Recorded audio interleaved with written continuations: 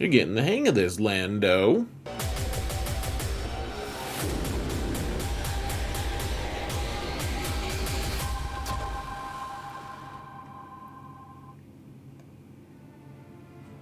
Hello everyone, and welcome to another episode of Xaereth Prevails, a Grand Arena story. We're in the final week, folks. We're in a bracket full of people who went 7 and 2. This guy is a really good player, really high lifetime banners. Let's jump in. Here's the situation. Facing someone named Adrian Lee. And they are from the Guild Midichlorians, which has at different points in the game been an extremely high-level guild. And otherwise, look at his lifetime banners, folks. That's it's on the far right. It's somewhere in the middle. You can see mine is more, but his is pretty good. His is pretty dang good. You can see the GP at the very bottom. I do have him beat by 800k, which is significant, of course, though he's gone 7 and 2 so far in Kyber 1. So that says something about him, for sure. Here is the mods and relics, and you can see I do outweigh him in the relic department by, what, 250 total, which is a lot. It's a lot. It's high. It's very high. I also have him beat on mods, though. The mods thing is, the disparity isn't that much, really. Like, I've won a lot of matches where I was outnumbered with by mods by this much. You know, this ratio, I guess you could call it. But it is a pretty steep hill for him to climb. You can see my defenses here, folks. You can pause and take a look. It can't take a long time to explain it, though. I did keep Thrawn on offense this time, just in case I needed to use Sith Eternal against Kenobi, just in case. Otherwise, we're just I put Maul with Traya, like Maul lead and everything. We have a really bad Padme squad. You can see her questioning her life choices. She's even with a non-relict Wookiee. It's just so stupid. But what else are we gonna do with her? What are we gonna do with her, guys? We have 3 GLs and we have a lot of stuff on defense, but we need to put okay teams down on defense. So you guys can go look at that. Here's what my opponent ended up placing. You can see the General Grievous team with the droids was the one that I had the most questions on. It's like, what do we do against that? I'm just not sure. It's different to the point where, like, they have a ton of different things going on. We'll talk about that in a bit. Their Darth Revan team is another baffling thing because they didn't make it fast enough to outspeed my Piet, and so why does that exist? There's Lord Vader without his ultimate, though that's still, we're going to use Supreme Leader Kylo and make it scary. There's the Nest team, like Nute with all the Separatist droids, and it's interesting. I kind of like that split between Grievous and Nute. The problem being, of course, then you don't have Grievous for offense, which Grievous on offense is just so good. And then he's got Strawberry Head Maul lead with Traya and Marauder. He's also got a low relic Bando team, the Finn team, and Robot Legs Maul with a decent Mando team. And you just have to think, so this guy's gone 7 and 2. He's lost a couple, but he's been punching way higher than usual. It's going to be a challenge one way or another. He's got them all modded well. So before we jump in, folks, just want to remind you, if you want to support the channel for free, all you've got to do is hit that like button, leave a comment in the comment area. We're trying to mount the algorithm, and both of those things really help the algorithm. You can also sub if you haven't done that yet. It's free. You can do that. You can ding the bell if you want more content by myself, or if I ever do a live stream on YouTube, you'll get notified of that as well. So, with that said, folks, we're like 100 subs away. We could get it any day. We could hit that 10k. Would be pretty fancy. So let's jump in, shall we? Let's do it. Let's do this thing. If I can find the right button. That's a recurring issue. Come on, button. Ah, wrong button.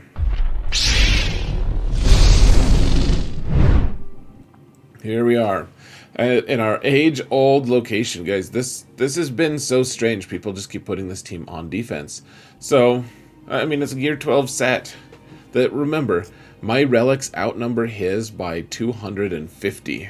So, Like, I do have more Gear 13s, more Gear 12s, I think more Gear 11s. Like, I just, at the end of the day, my roster is just kind of stronger. So, okay, you guys saw me right there with Dark Trooper. Instead of just going up and punching, he actually just did a step back. He did his half step move just to buff himself so that he can kind of have a more easy fight. And now you see, I used Dark Trooper to punch at Darth Revan, who still had foresight, so then we could skip to Veers eventually, call the mass assist so that they can kill Darth Malak, and then go back and punch Darth Revan right in his soft little head, or at least his softened head once we were done with it. So this one I sped up just a little bit. We're using Supreme Leader Kylo once again against Lord Vader. This is a non-ultimate Lord Vader. Doesn't have high relics here, but he's modded for offense a little bit because when you don't have your ult, you don't really need to.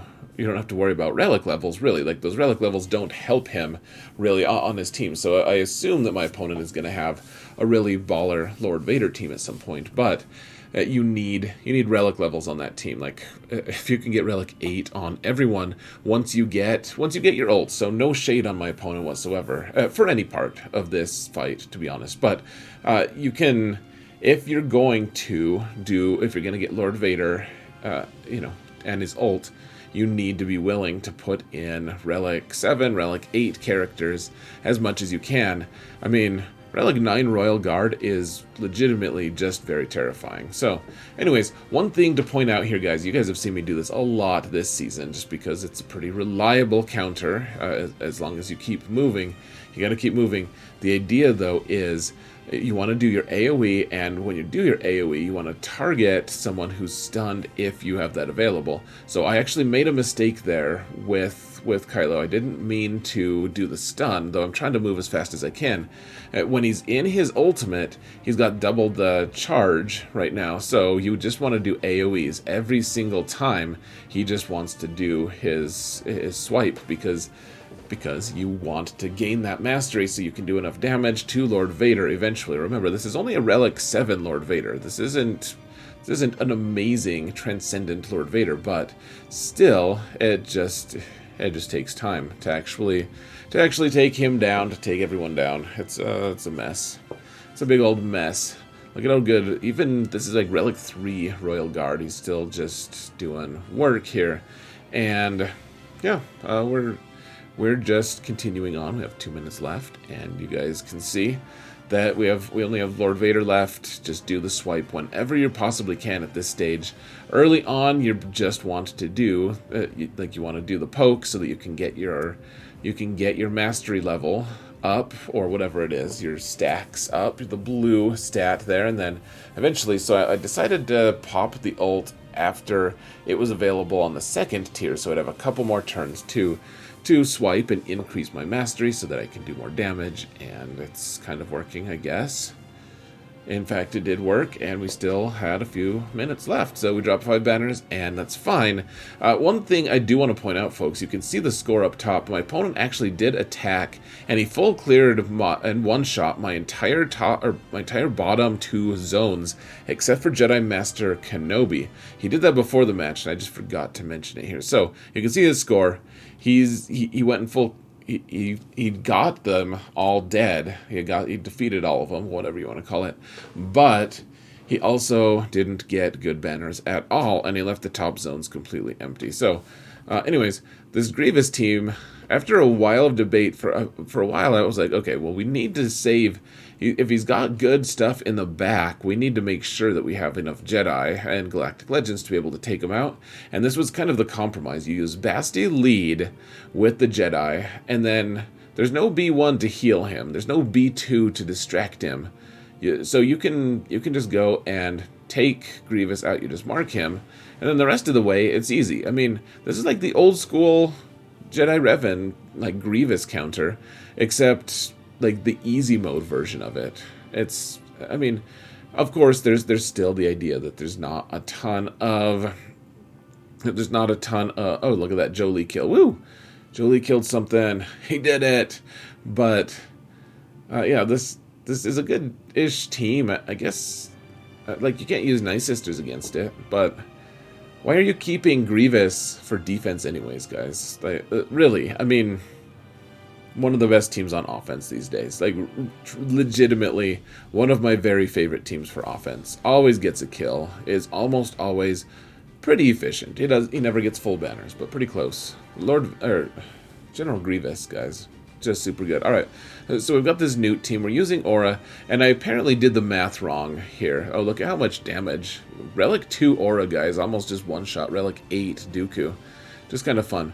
But, here's the thing, though, folks. Oh, okay, so we're trying to get Nest annihilated. Apparently I didn't do the math right for clocking Mando. I was looking to try to do it. I really wanted to get and I slowed Mando way down, but my issue is it was like 4 in the morning and I needed to get up at like 7 and I needed to go to bed. I couldn't do it, so I reduced it, couldn't get the math right, and apparently I had it wrong. So my clocking is off once again on the bounty hunters. Hopefully that doesn't come back to bite us. In this case, it did not. That Nute team was our test, because it's an Omicron. You can't actually test the speeds. Okay, this one is important, folks. He has a Zeta Qui-Gon Jinn, or an Omicron Qui-Gon Jinn, with the prerequisite, like, he's got Ki-Adi-Mundi, though Ki-Adi-Mundi is not 7 stars. Apparently he's not been in his top-end guild for long enough, or whatever. But Ki-Adi-Mundi does have his Zeta, so that means that he's giving Jedi Knight Anakin all of those boosts. And the issue here, folks, is... okay, so this is pretty standard. We had Shaak Ti go first, but then my Echo went next. We got all the dispels. And, okay, so we get the stun. And now watch when Wrecker, he's going to try to do his 2-turn stun, which it should say stun on top of the heads of everyone who gets it. Once he does that, he gives everyone true damage. He also 2-turn stuns them. So a lot of people got stunned, but look, Anakin is not stunned, which is a huge issue because he gets a bonus turn once someone dies, and he will just come and one-shot my entire Bad Batch team if we're not careful. It'll be like 800% offense. Of course he's going to one-shot our team, or at least come close to it. So here's what I decided to do. We have a panic button, folks. This is it. So look at the ability here. So when you hand a turn to someone, the next time they do something, you can inflict stun on their target, which lasts a turn. And so the idea is, if we can get the stun on Anakin, then he won't take a bonus turn. Well, he will, but he'll just be stunned, so he'll let it go if we kill Qui-Gon. So we need to kill Qui-Gon, and then we need to finish Anakin off as quickly as possible. So you can see I'm reading it in the fight. Sometimes it's good to just stop, read an ability, just make sure that you know what you're doing here. And so, okay, so we hand the turn directly to Echo, and then you have to target Anakin here because it's going to do AoE damage and kill Qui-Gon, but see, we were able to stun Anakin, kill Qui-Gon. Anakin took an immediate turn, so it didn't even look like he was stunned. And then Anakin died because, hey, he's right next door to, once we kill Anakin, you throw another knife, and it still does damage to the team, but Qui-Gon isn't protecting him anymore. So, okay, I don't know why I paused it. I just wanted to talk about that a little bit more. So now we're just playing Ring Around the Rosie. Honestly, that's what this is. Commander Luke, Maul just makes things more difficult every time, I feel like. He's just a difficult man to deal with. And, Commander Luke just has to tag along and kill the guys that are available till eventually you take Maul out. Now, you may be asking why this was so much easier than the last Maul I fought. The last Maul I fought was 360 speed, so he was able to interject his will into the turn meter train, whereas this one didn't. So, alright, in terms of strategy, folks, I'm using my Jedi here. I wanted to wait and just see what teams I would eventually need, because we do still have Sith Eternal available as well. I just wanted to see if we needed Jedi, and so I did the more no-brainer fights, what I could. So, first, and now what we're doing here against Rey, we try to get her into healing or damage immunity, so that yeah, she did her whirlwind. Whirlwind doesn't hurt us because it's a galactic legend, and now it's a race against the clock. Can she get a turn? And if she can, like, will it be her ultimate? And I mean, there's no tank stopping us, so let's just take out Rey. Let's just do it. She didn't have super high health because she's a speed modded Rey, which I don't know. You guys can let me know in the comments. Why do you want a fast, like a speed modded Rey? I don't see the advantage. I feel like I'm missing something, honestly. I just don't know what it is I'm missing. Okay, so I just healed Luke there. That was what I was trying to do, at least with Shaak Ti, was heal him. And yeah, this has been a pretty filthy fight, honestly. 62, dropped a few banners, but took out a Rey team, and it wasn't close. Wasn't a close thing. Okay, now we've got Mon Mothma versus Mon Mothma, though I do have a Relic 5 Kyle Katarn, and I have the better composition. This is like the dregs of your roster, guys. Everyone's got Wedge and Biggs. At least everyone at my roster size has Wedge and Biggs because they're required as a Jedi Master Luke farm. But otherwise, like Cara Dune, she's only, she was only gear 12 here. We have gear 11 on Kyle Katarn. And so the biggest thing that I'm worried about here is making sure that Biggs doesn't get into some like kind of infinite turn meter loop where he just keeps taking turns and then, you know, calling Mothra to assist and etc. So, you know, every time he gets crit, he immediately gets a ton of extra turn meter. But I don't know, we were able to do enough damage that he wasn't able to get into an infinite turn loop, and he wasn't able to stop us. So I think that was the final team, yeah, on the bottom zone. Now we've got 3 more up top. So there's that really easy Finn, and it was a really tricky thing to try to figure out which characters I want to do. So I mean, we use Maul, we use Grievous against this Maul team. Look, I brought Droidica this time though, folks. No Nest, and there's a reason for it. So. And you'll see, but Grievous has been so good on offense, guys, really. I mean, the idea here is we want to kill Traya. We've been fighting this team of Maul with like a Darth Revan team, and like Grievous just takes it out anyways. Doesn't care. Okay, look at Droidica. 6 stacks, removes, can't miss with that shot, and just removes Nihilus. Now, it's a Relic 6 Droidica. It's been a long time ago that I upgraded him, but look at that. 62 banners is not bad. We only dropped 3. That's pretty good. That, like, to counter a Traya team, that was definitely science, but yeah, it worked really well. Once again, guys, Grievous is one of the most versatile attackers in the game. It should be on offense. All right, guys, you have seen this fight a couple times from me. So the idea is you put Link on Mando and on IG, because Mando poses the only real threat to us in this fight, because, or sorry, it's not Mando, it's Bando, but because he can put healing immunity on us. Healing immunity obviously means that we can't heal on health or protection. And then one question I get a lot, though, and you guys would probably be surprised, shock on Palpatine or on Sith Eternal, or on anyone for that matter. Shock doesn't prevent you from healing your protection. Shock only prevents you from actually, it actually only prevents you from healing your health. So, anyways, you know, once you zap Bando, and Bando was only, what, Relic 2, something like that, so there wasn't anything too crazy. Oh, look at you, Dengar. Let's just freeze Dengar. He can't go into stealth because we've got shock on him. Yay, that was fancy. So, anyways, you guys get the picture. We're doing well. Doing well here. Get a 68. Get a few banners back. And, yeah, now we've got Finn. And the fun thing about this is we can use our Mando team. And we have the full team here, except, you know, Maul, etc. But yeah, we gotta take out their veteran Han first, because he can make life difficult with his AoE ability block and his stun and his obnoxious defensive stacking and everything. So took him out, and Chewie, of course, went a little bit berserk. But you can see we have all of the staggers, or at least 2. All of them, exactly half.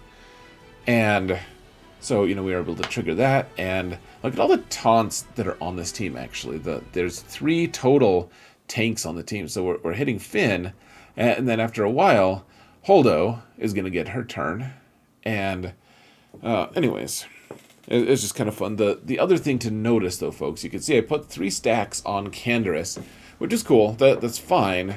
The idea was, and they kind of like stopped me from doing it, but the idea is, then he can taunt. He can give himself the taunt, and if people can't actually crit him because he's got 3 stacks of Beskar, then he's able to just shoot 3 times back, and it's a huge mess for them. So right now I'm just playing with my food so that I can get max banners, and then of course we line up a shot on veteran Chewie and take him out. So alright, not too bad. Moving into ships, does he have his Executor on defense is the question. Of course, that's the question you always want to ask. And the answer is no Executor. He does have this I don't know, I couldn't figure out what the anti was for it. I know it's destroyed my rebels before, but I've also destroyed it with my rebels, so, I just wasn't sure. I thought that maybe this is an anti, like, Malevolence build or something. I don't know.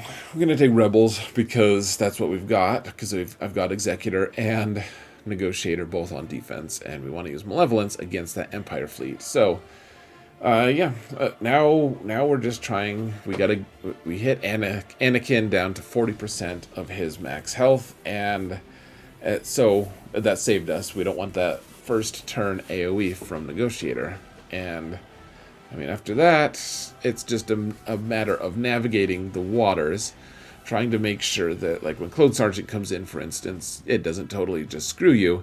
You have Falcon and Cassian just destroy the Clone Sergeant to the point where he allows you to start hitting Anakin again. And I think that's generally going to be the way you want to do things. Alright, so I got days on everyone. I've been saving my wiggle from Falcon for this exact occasion, so when he gets a turn, he can get rid of any debuffs, like days or whatever. So now I did the wiggle because I wanted to make sure. Because I wanted to do the wiggle. Sounds like a dance or something. In fact, it's, whatever. We don't need to talk about it, guys. At this point, without Anakin, like, he's kind of the soul of this team, right? Really, a lot of teams have that one linchpin, that one really important character that just kind of defines them, and that's Anakin. So, it's all over but the crying. It might take a while, but we ended up only dropping 1 total banner against this Negotiator fleet. Now he's got Executrix here, and we're taking the pretty standard Malevolence build against it. Get rid of a few debuffs if you can, get some turn meter, but above all else, get those buzz droids out there, damn it all. So you can stun the bomber and then just kill it anyways. It's kind of fun. And now we need to take out that Sith bomber. And now, hey, look at that. Emperor shuttle's here. That's cool, I guess. All right, I decided to bring Spy in here just so that I have a guaranteed mark, like taunt on his Darth Vader. And, that way we can take it out. And now we're facing the final threat of the night, folks. Can we kill Emperor Palpatine and his shuttle and his Royal Guard? That's the question. I think Royal Guard's a pilot for that thing, isn't he? I'm pretty sure. But, yeah, just blew it up. Get the 69. Sweet 69 minus 3 from that one. That's like an old school 63. So here's the final. Here's the final map. After I was done attacking, I felt pretty good. 1733 is 14 banners is all I dropped for the entire fight. So why don't we now go and look at the final thing, folks. The final results. How did I do? Did my opponent clean me up? The answer is, mathematically, he can't clean me up.